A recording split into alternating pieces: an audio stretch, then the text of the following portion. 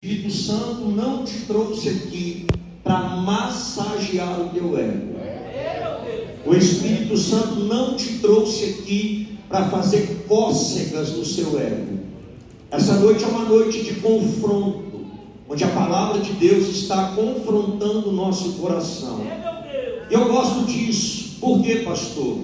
Simples.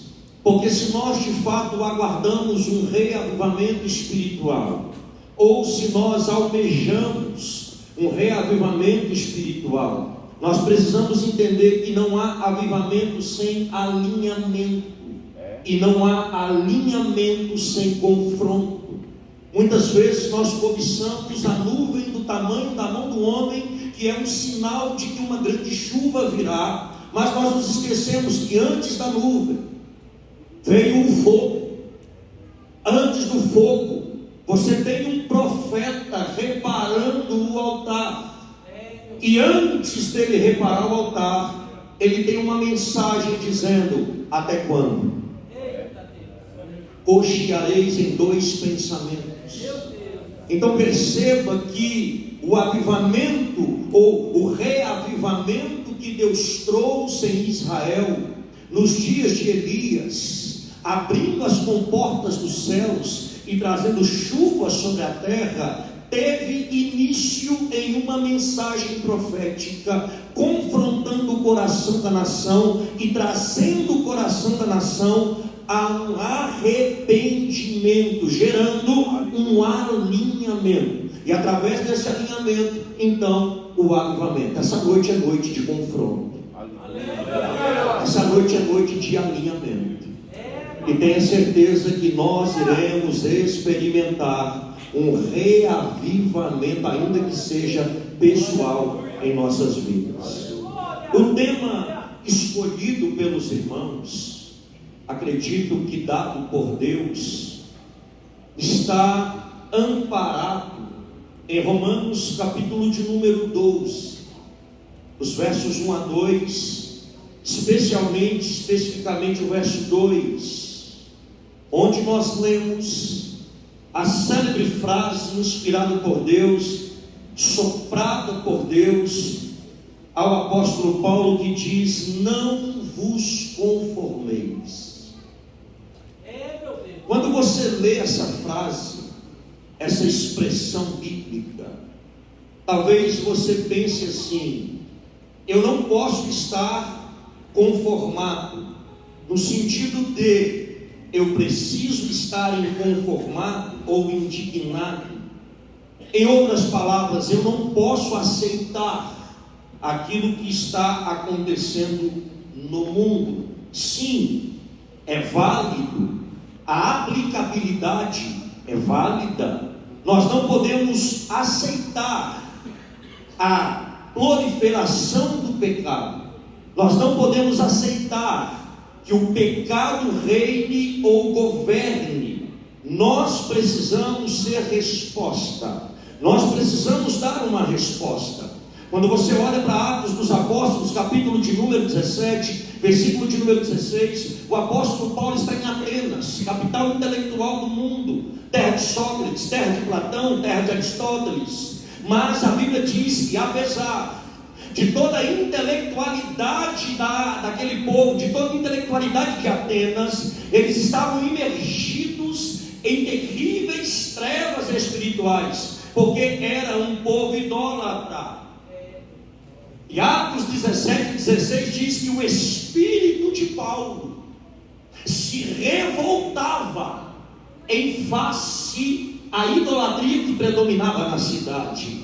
Então sim, nós não devemos aceitar com passividade aquilo que Satanás está fazendo aí fora. Nós, como igreja, precisamos dar uma resposta.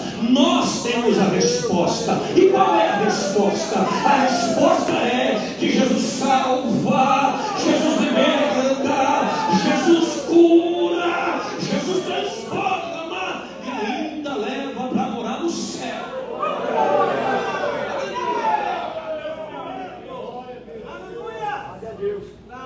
Quem sabe você esteja pensando: mas eu nem tenho nome, eu nem tenho projeção, ninguém me conhece.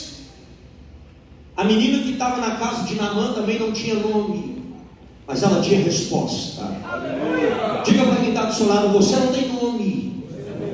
Seu nome não está nos cartazes. Quem sabe não está na lista. Quem sabe é um anônimo. Quem sabe você pensa que ninguém lembra de você. Mas Deus me traz aqui para dizer: Ele colocou uma resposta nos seus lábios. Você conhece o endereço da bênção. Você conhece o endereço da vitória. Você sabe que Jesus pode mudar a história de alguém.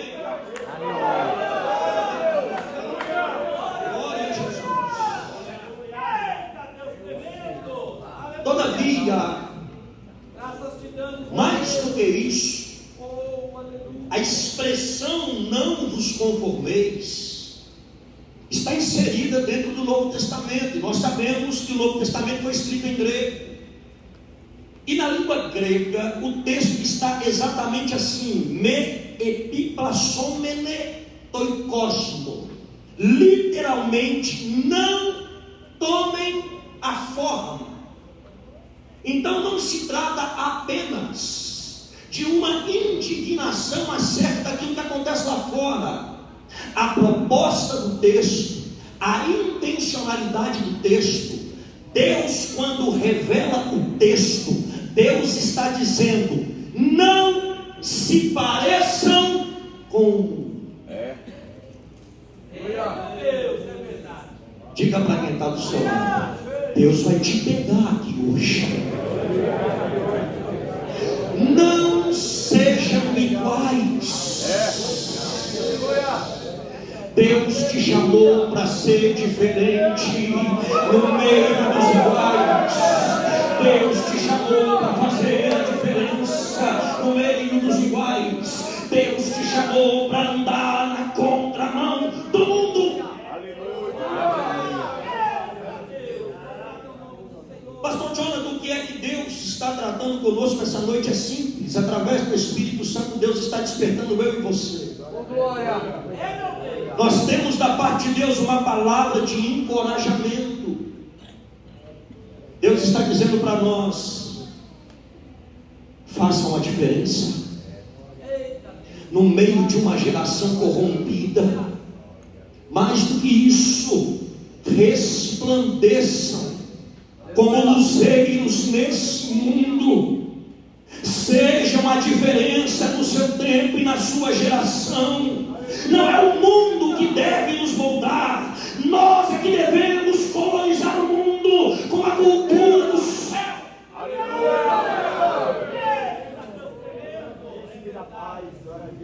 Não, porque o mundo tenta inserir a sua ideologia, mas nós sabemos que ainda é a Bíblia que dita as regras. O mundo tenta influenciar a nossa geração com seus valores distorcidos, mas nós não abrimos mão dos nossos valores. Aleluia! Deus seja louvado! Aleluia! Nós devemos rogar ao Pai, assim como Jesus orou, dizendo: venha o teu reino, isto é, venha o teu governo. A igreja precisa influenciar o mundo. Nós precisamos ser a resposta para essa geração corrompida, assim como Noé, que vivia no meio de uma geração corrompida, mas ele foi alcançado pela graça.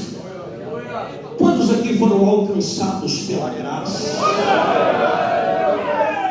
Você era escravo, agora você é livre. Você vivia nas trevas, agora foi transportado para o reino do Filho do seu amor. Aleluia!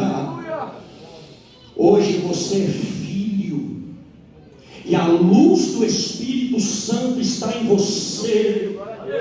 Revele esse brilho, reflita essa luz, manifeste o reino de Deus que está em vós.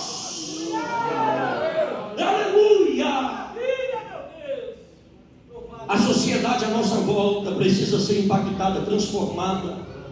Nós precisamos com a cultura do reino. Diga comigo, cultura do reino. A cultura do reino é uma contracultura, a cultura do mundo. Nós vamos na contramão. É uma contracultura. Eu não sei se você entende isso, mas você precisa entender. Você é filho e pertence a um rei. Nós somos embaixadores. Então há uma embaixada. Se há uma embaixada e se há embaixadores, há um rei. Então entenda uma coisa: todo reino, para ser rei, precisa ter algumas verdades para compor esse reino, algumas características para compor esse reino. Não é todo reino, para ser reino, precisa ter rei, senão é rei. Salmo 24:7. Levantai, ó portas, as vossas cabeças. Levantai, ó portais eternos, para que entre o Rei da Glória.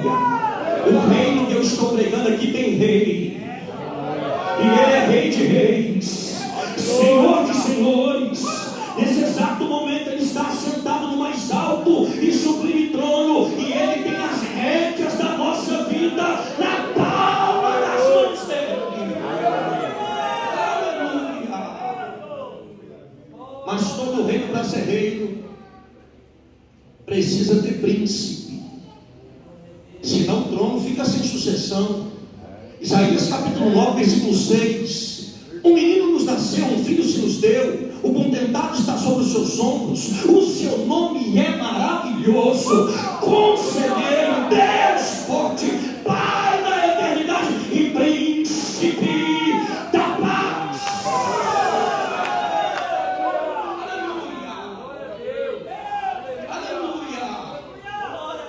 Glória a Deus.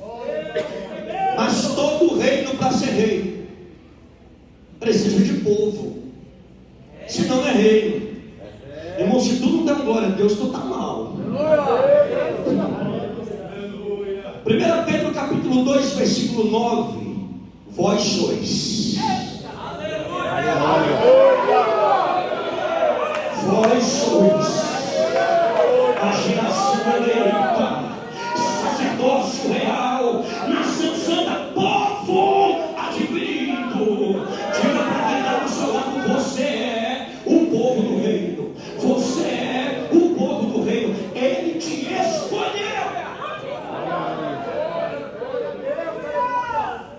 Ele te escolheu. O reino de Deus tem rei. O reino de Deus tem príncipe. O reino de Deus tem povo.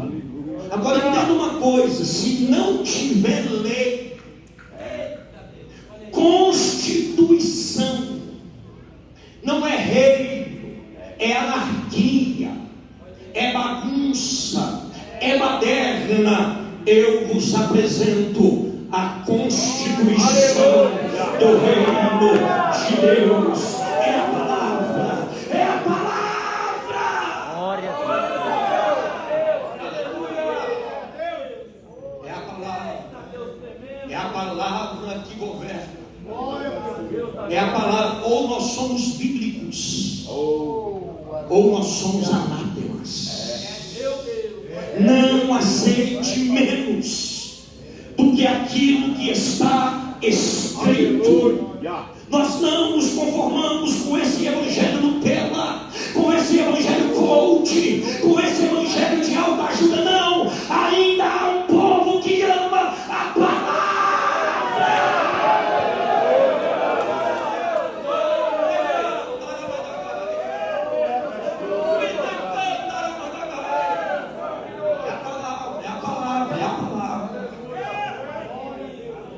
Mas todo reino, para ser rei,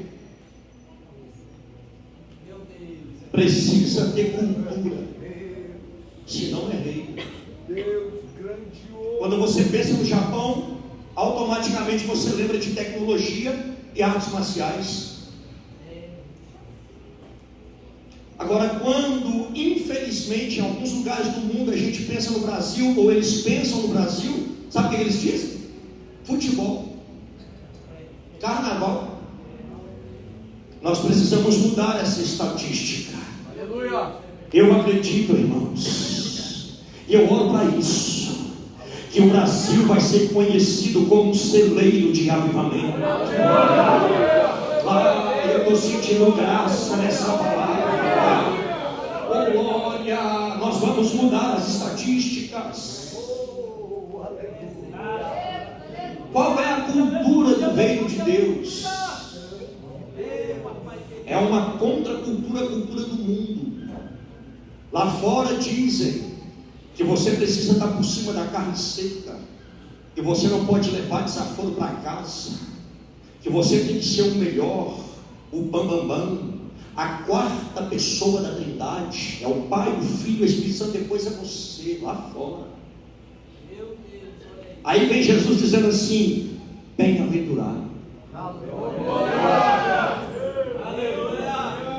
os pobres de espírito. Lá fora tem um ditado assim, que é homem não chora. Não, pastor, eu não choro, eu não tomo mel, mastiga a abelha. Bruno.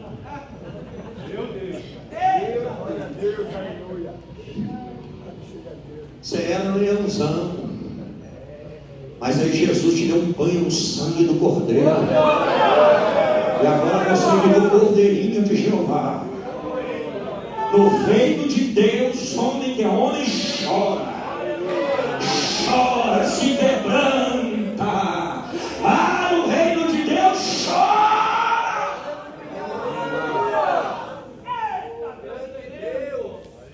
Mudou a cultura. Nós não pertencemos mais ao mundo. Colossenses capítulo 1, versículo 13. E ele quem? Jesus nos transportou do reino das trevas, aleluia, para o reino do Filho do seu amor. Aleluia. Você está no reino de Jesus. O seu rei é Deus. Aleluia. O seu príncipe é Cristo. A tua lei é a palavra.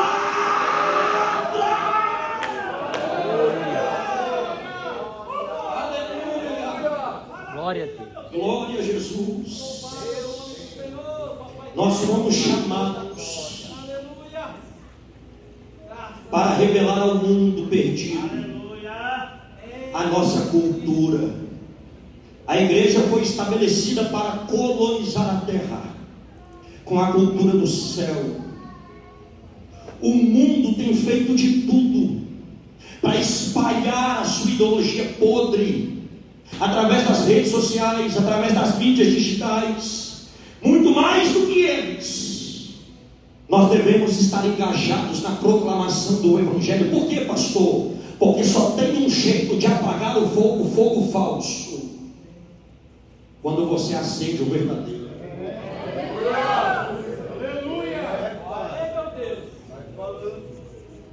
Satanás não está brincando de ser diabo.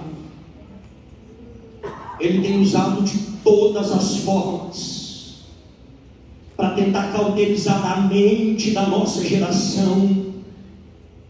Mas há um povo aqui em Mogi Guaçu, da igreja Ágape, que não se conforma. Oh, glória a Deus. Diga para quem está do seu lado: Deus está te chamando para ser conformado, para fazer a diferença, para ir na contramão do mundo. Aleluia. Aleluia. Deus poderoso. Glória.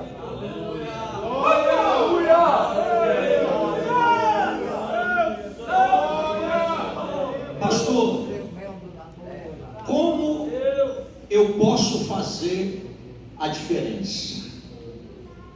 Se essa é a proposta, não tome a forma, não se pareça, seja diferente, não viva como eles vivem, não fale como eles falam. Não pense como eles pensam. Você precisa ser diferente no meio dos iguais. Como fazer isso? Número 1, renovando o vosso entendimento. Aleluia. É necessário que haja uma transformação no modo de pensar. É necessário que haja uma mudança na consciência. É necessário que haja uma revolução interna primeiro e depois externa. Primeiro Deus muda o interior, a consciência, a mente, o coração, e depois Ele vai mudando a sua conduta, o seu comportamento. Como fazer para renovar o entendimento? Como fazer para mudar a mentalidade? Eu vou dizer uma coisa para você. Ao longo de 2000 anos de cristianismo histórico, muitos conceitos foram sendo erguidos. Conceitos, inclusive, que não encontram respaldo nas Escrituras.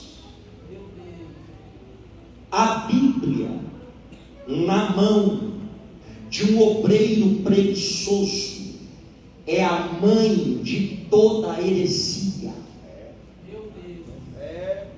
Tem muita gente distorcendo o que está aqui para criar pretextos, fundamentar doutrinas falsas, para iludir a mente dos incautos. Prometem o que Deus não está prometendo, proíbem o que Deus não está proibindo. Talvez você diga assim: por que o homem caiu? Porque Adão desobedeceu. A grande pergunta é: por que Adão desobedeceu? Meu Deus, olha aí. Porque Satanás distorceu a palavra que Deus havia dito. A distorção da palavra gera queda. Então entenda uma coisa: se você quiser renovar o seu entendimento, se você quiser desconstruir conceitos que foram construídos, se você quiser vencer tradicionalismos, se você quiser deixar de viver uma vida religiosa para desenvolver uma espiritualidade sadia, se você quiser pautar a sua vida e fundamentá-la na palavra, você precisa, número 1, desconectar-se.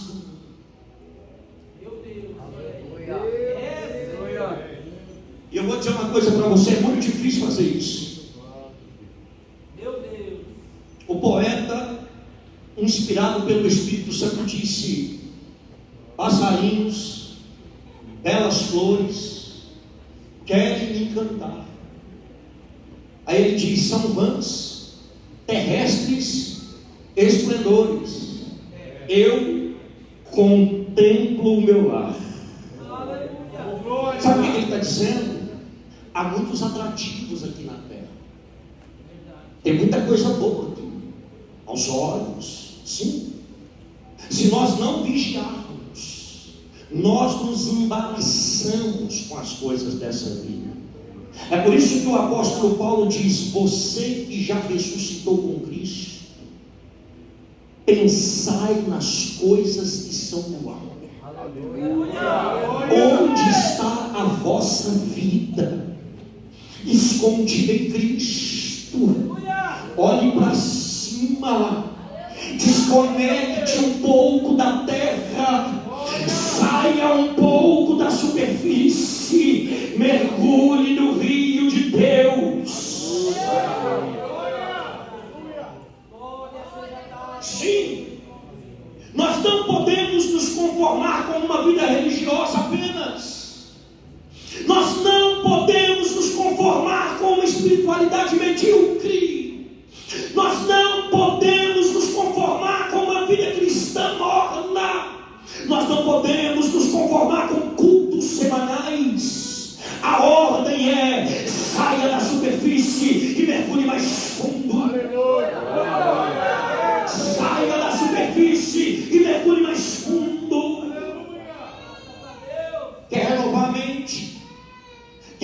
novo entendimento, quer mudar a maneira de pensar, quer transformar a sua cosmovisão do mundo, então mergulhe na intimidade. Mais oração, mais palavra. Mais oração, mais palavra. Desça mais um pouquinho, porque é na intimidade que você edifica a sua identidade. Aqui na Ágape não tem. Eu estou muito feliz de estar aqui, irmãos. Que igreja espetacular.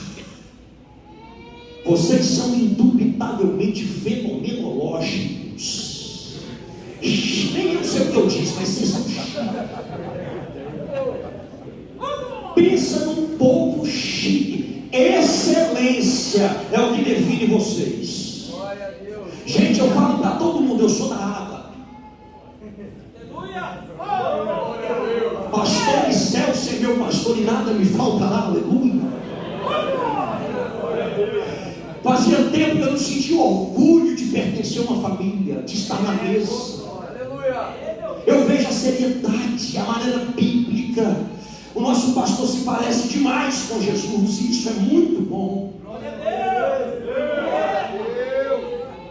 Que alegria estar na mesa com vocês. Que alegria pertencer a essa família. Mas Deus me trouxe aqui essa noite para dizer para você: se você quiser andar na contramão do mundo, se você quiser transformar a sua maneira de pensar, se você quiser fazer a diferença no seu trabalho, na sua casa, no meio nos teus contextos, você precisa sair da terra e mergulhar no rio de Deus. Aleluia. Diga para quem está do seu lado assim: vai doer só um pouquinho.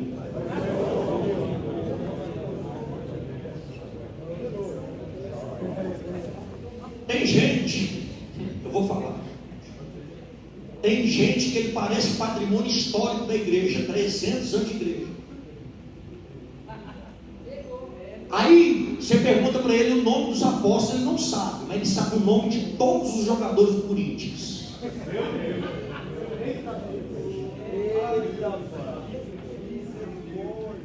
Irmão, ele beija a camisa de São Paulo, mas esconde a Bíblia.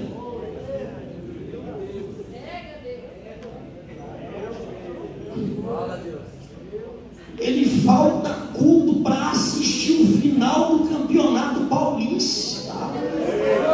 E é obreiro. Eu estou no tempo, irmão. Aleluia. Pastor Ricardo, a equipe dele disse: qual é o tema? Depois vocês brigam com ele. É comigo. Queria entregar um monte de chave aqui hoje.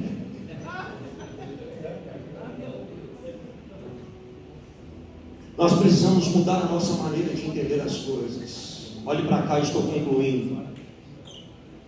Quando a sua mente é renovada, preste atenção nisso.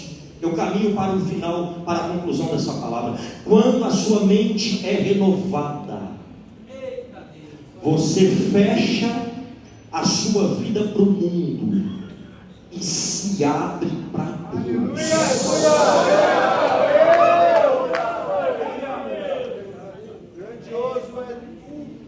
Não é a Globo que vai mandar na tua casa. Não, a influência dentro da tua casa não vai ser a novela das 8. Você vai reunir a sua família na mesa, vai congregar seus filhos, vai estabelecer um altar, e você e sua casa glorificarão ao nome daquele que vive pelos séculos dos séculos. Aleluia. Quando você vai na contramão do mundo e você transforma o seu entendimento por uma conexão profunda com Deus, por um nível de intimidade maior, você experimenta a vontade de Deus. Aleluia. Quem aqui quer viver a vontade de Deus? Aleluia. Oh, glória.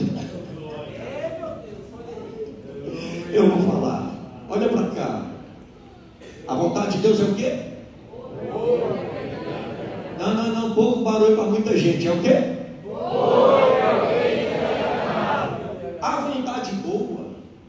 perfeita e agradável esmagou Jesus no Calvário.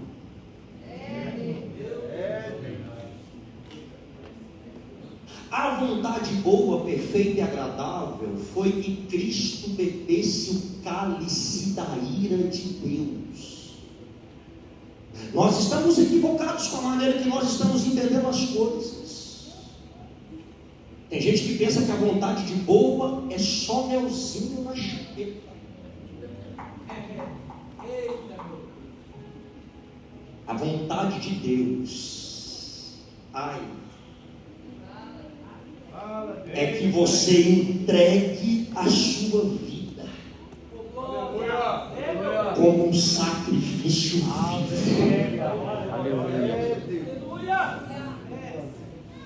É morrer para viver, é perder para ganhar, é ser louco para ser chamado de sábio, é ser o menor para ser o maior, é servir para ser grande. A matemática de Deus é diferente. No reino de Deus a pirâmide é invertida. O fraco é forte, o louco é sábio. Esse Deus não é gente, irmão. Esse Deus não é gente. Ele te trouxe aqui para dizer para você: se você quiser viver a boa, perfeita e agradável vontade de Deus, número 1, viva para a glória dele. Quem sabe você entrou aqui essa noite e há uma pergunta entalada no teu coração: pastor, por que eu nasci? Já viu aquelas perguntas filosóficas? De onde eu vim? Por que estou aqui? Para onde estou indo? Quem sabe você esteja perguntando nessa noite: pastor, por que eu existo? Por que eu existo? Eu vou te dar uma resposta bíblica. 1 Coríntios capítulo de número 10, versículo de número 31. Quer comais, quer bebais, quer façais qualquer outra coisa, façam tudo para a glória de Deus. Aleluia. Eu vou resumir para a gente orar. O que é ser um sacrifício vivo? É viver para a glória de Deus. Você nasceu para a glória de Deus. Você existe para a glória de Deus. Esse casamento que Deus te deu é para a glória de Deus. Seus filhos são para a glória de Deus. Você fala para a glória de Deus, você prega para a glória de Deus, você canta para a glória de Deus. Seu carro é para a glória de Deus, sua casa para a glória de Deus, suas finanças para a glória de Deus, seu ministério para a glória de Deus. Tudo que você fizer é para a glória de Deus. Se coloque de pé em nome de Jesus.